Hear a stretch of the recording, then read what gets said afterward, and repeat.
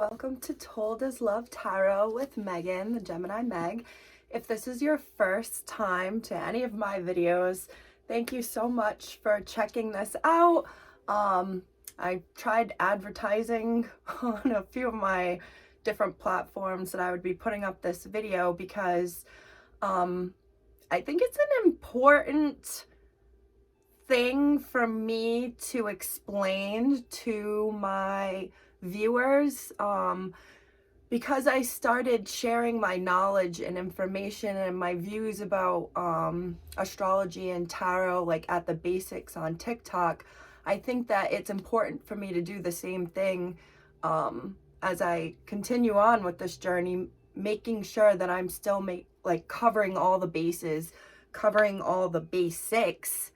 And with that has been wanting to make a Minutes with Meg about what I mean and what other readers or astrologers mean when they say your big three or your birth chart.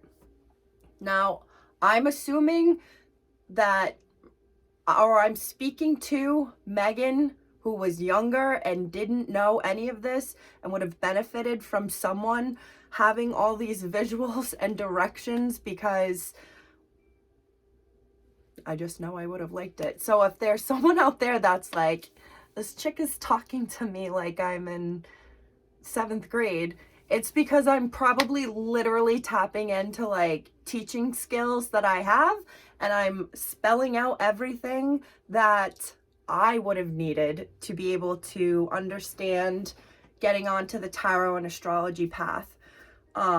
With that being said, I even have visuals because I'm a visual learner. I have said in a few of my readings already to check out the other signs in your chart, to go to this, I say it really fast, go to Google, type in free astrolabe birth chart, blah, blah, blah.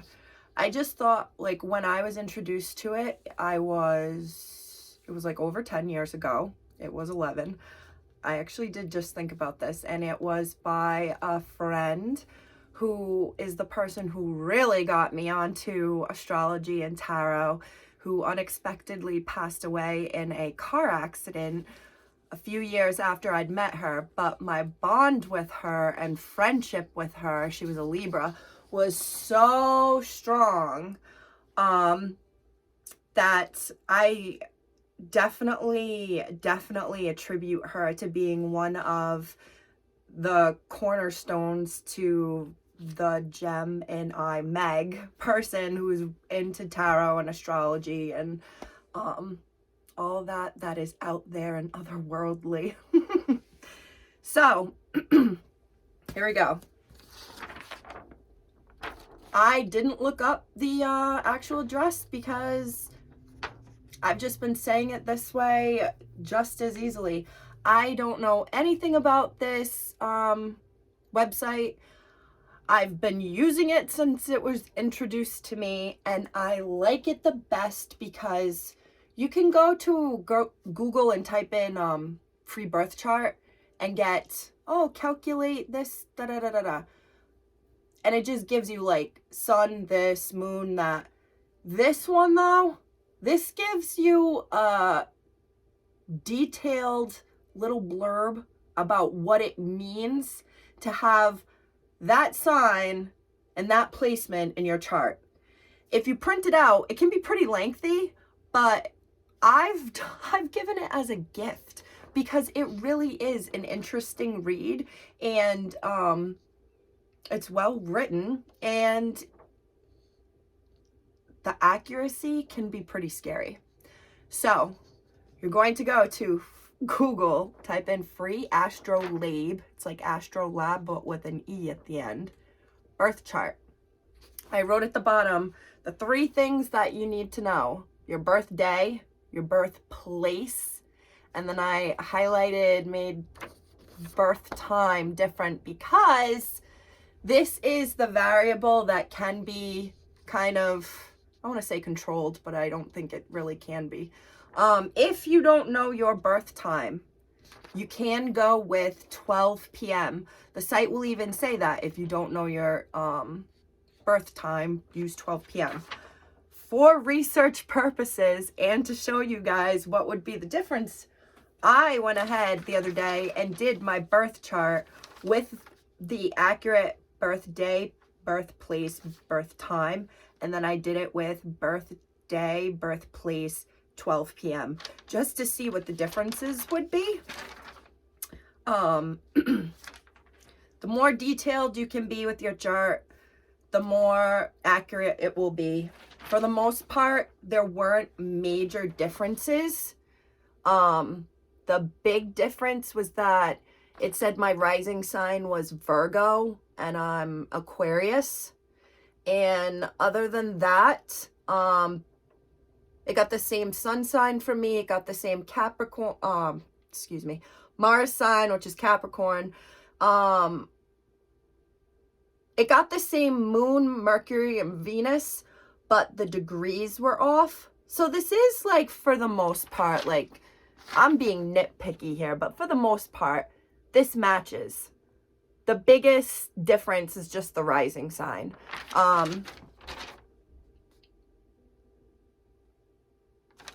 mean, I don't know what you can do if you don't know your birth time. Go ask your mom, and it'll be like all those memes that's like, Mom, this girl wants to know when my birth time is. Now! Okay, I did a visual for just explaining what is your big three.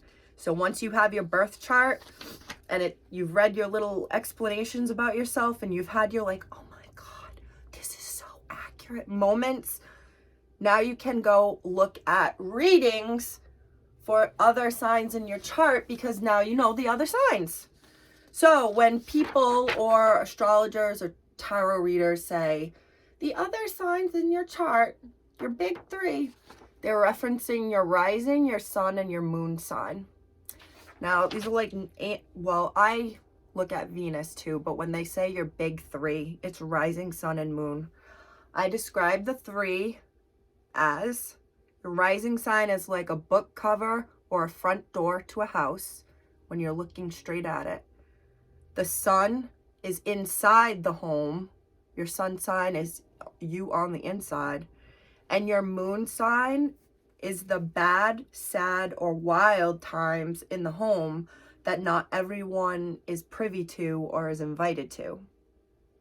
So, you might also hear astrologers say, not astrologers, tarot readers be like, this is for Leo placements in your rising, sun, moon, Venus, or any other heavy, like major placements in your chart, or if it's heavy in your chart. I've heard that. That actually resonated a lot with me, and I only really thought about that and realized it recently. My sun, moon, Venus, and rising are all different. None of them are Aries, but when I looked at my birth chart, even again recently, I was like, dang, I have a lot of Aries. I was gonna say red. I have a lot of Aries in my chart, and starting to look at Aries readings, I'm like, oh, I think I've been missing out on something all this time. So if you just happen to have like a shit-ton of Scorpio in your chart, and you're a Cancer, rising, Aquarius, moon, Virgo, sun, I would still watch the Scorpio readings. That's the point with that. Okay, rising sign. This is the book cover, and that's my little drawing of a book. And eyes, because this is the way the world and people view you. Doesn't mean it's real, because like we know, you can't judge a book by its cover, but this is how the world views you physically, your attitude, your approach to things. I was like communication. Yeah, the way you go about things in life. Even like physical attributes. This is how people view you.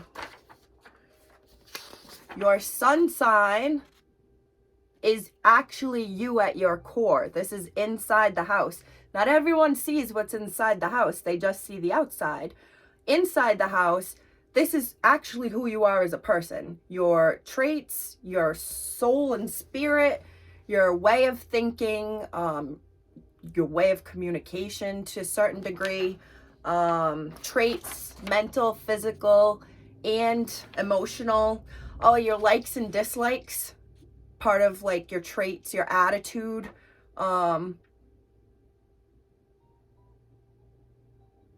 it's just, I almost want to say there's nothing hidden there. This is who you are. Now your moon sign, I like to reference this as like the dark side of you. Side is the word that keeps jumping out because this is the side of you that not everybody sees or knows about. Like I mentioned with the house analogy, this is the sad, bad, wild times, all different or all together, that not everybody knows about, but maybe the close family that is there with you knows about it. Maybe your partner knows about it. Maybe a really good friend that you met at work years ago and is your best friend at work, they've seen it, but not everyone sees this side of you. As I was creating this, I wanted to almost say like, this is where if there would be mental health maybe issues or even like emotional, not always issues, but maybe sensitivities or triggers, or this is where how someone reacts to something happening to them that's out of their control. This is part of like that moon sign. Emotional responses, yeah, the bad behavior and traits, I think ties back in with like, this is the side that not everybody sees, because hopefully we're not all doing bad behavior at all times, but this is the side that your coworker who you go out with drinks on Friday and have cried to him about your girlfriend breaking up with you, he sees this side, but your boss, you would never show this side. You would never let him get past probably rising sign. You can let him think what he wants. Okay, those are your big three: your rising, your sun, and your moon sign. And it all has to do with where the planets were located when you were born. The fourth sign that I've learned about and have been listening to readings for is Venus. And if you know the myths, Venus, the goddess of love, this is love, romance, and it's important. It's like how it'll include how you like, what did I put? How your sign loves. And I thought of an example of like people who would just want to hear, I'm so proud of you, I love you, I can't believe you've worked so hard for this. That feeling that could be given to, I was thinking that's heavy, an air sign would like that. Could be the same warm fuzzy feeling given by someone whose girlfriend went out of her way to make like a tuna casserole that mom used to make, but he hasn't had it in years. That same warm fuzzy feeling for most likely an earth sign would be how you show like to be loved. I also included just a suggestion because it is interesting to kind of incorporate these things and understand these things. There is a test quiz, like your love language. I'm pretty positive you could just type this in on the internet and find it. I've taken one before, and acts of servitude, so like basically people just showing up for you and being there for you, giving their time and energy to you, and words of, I think, praise were my top love languages. So when I was saying to my friend the other day, you know, I could be taking on a nice dinner with someone that has just spent a lot of money and effort on the evening, and I might not be that into them, but someone else who doesn't have a penny to his name takes me on a walk where he used to go when he was a kid, and starts pointing out places and takes me by this local park or whatever, that's going to resonate more to me than the dinner, because that's my love language. Doesn't mean that there's anything wrong with the nice dinner or the stroll in the street. It just happens that I prefer walking around town with someone who would spend his time and effort just talking and communicating with me, more than someone who would show his love by spending money.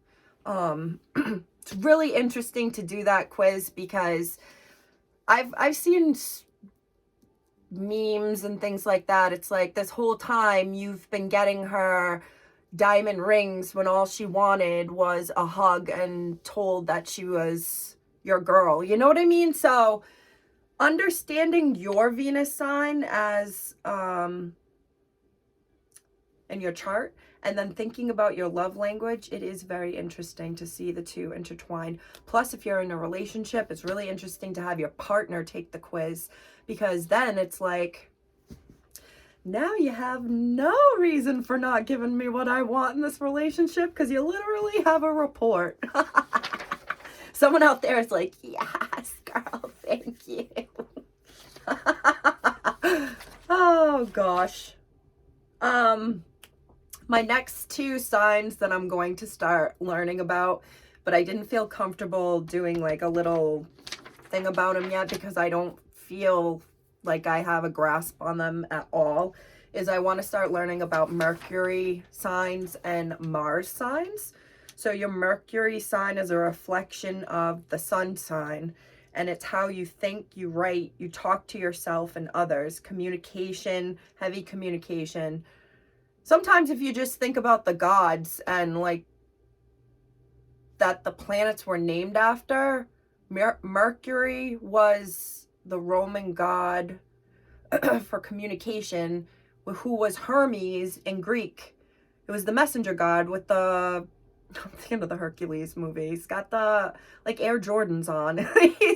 he's the one that brings the message and he communicates. He's the one that all over the Odyssey shows up and is like telling